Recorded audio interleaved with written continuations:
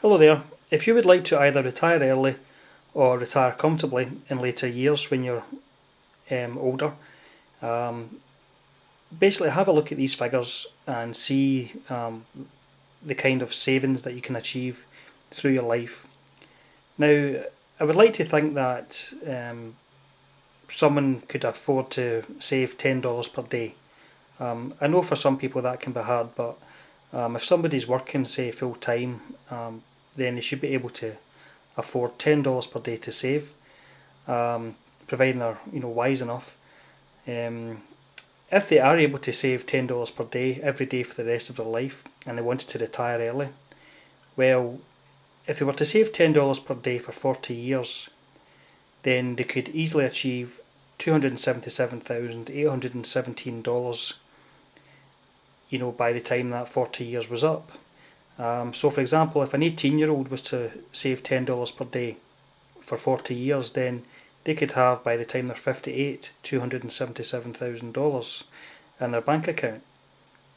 I think a lot of people would want to retire in their 50s, basically to enjoy life, before they get too old.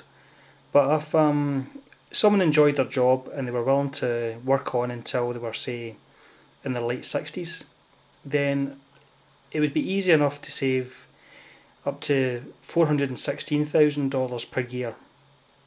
Say for an 18-year-old just now saving for 50 years at $10 per day.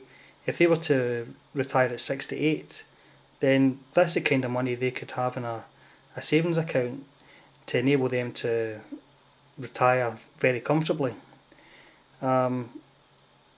If you are a teenager and you are able to save $10 per day for the rest of your life, then these are the kind of figures that you can have, financially, in order to live a comfortable life when you're older.